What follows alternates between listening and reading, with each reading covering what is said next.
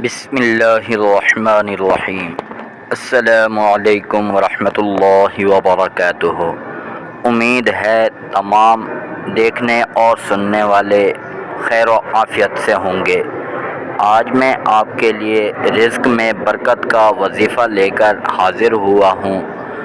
جیسا کہ ہم آپ کے لیے بالترتیب روزانہ کی بنیاد پر تمام مسائل کے وظائف اپلوڈ کیا کرتے ہیں، اسی طرح آج بھی رزق میں برکت کا وظیفہ لے کر میں حاضر ہوا ہوں۔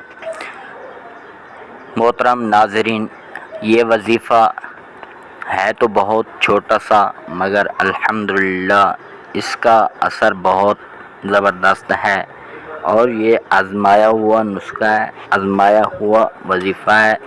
کوشش کرنی ہے، تہ دل سے اس کو پڑھنا ہے اور اللہ تعالیٰ سے دعا کرنی ہے۔ انشاءاللہ اللہ تعالیٰ آپ کے رزق میں، روزی میں اور کاروبار میں برکت عطا فرمائے گا۔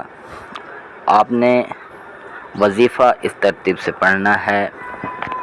آپ نے وظیفہ اس ترتیب سے پڑھنا ہے کہ اول آخر درود پاک پڑھ کر ہر نماز کے بعد 101 مرتبہ یا 313 مرتبہ یا 111 مرتبہ یا اس کے علاوہ آپ 313 مرتبہ کے بعد جتنی بھی تعداد بڑھا کر آپ پڑھ سکتے ہیں تو پڑھ لیں، لیکن ہر نماز کے بعد آپ نے پڑھنا ہے۔ درود ابراہیمی اول آخر لازمی پڑھ لینی ہے۔ اب میں آیت کریمہ آپ کو بتا رہا ہوں۔ قرآن مجید کا پارہ نمبر 7 وَإِذَا سَمِعُوا پر ہے، اور سورۃ المائدہ کے آخری آیتوں میں سے یہ ایک آیت ہے۔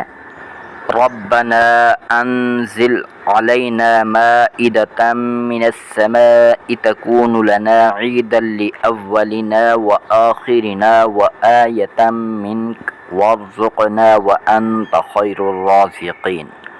یہ آیت ہے، آپ نے اس کو پڑھ لیا۔ یہ وظیفہ آپ 5 دن، 7 دن، 9 دن تاک دنوں میں آپ نے مقرر کرنا ہے۔ اس کے علاوہ آپ ہمیشہ کے لیے بھی کر سکتے ہیں۔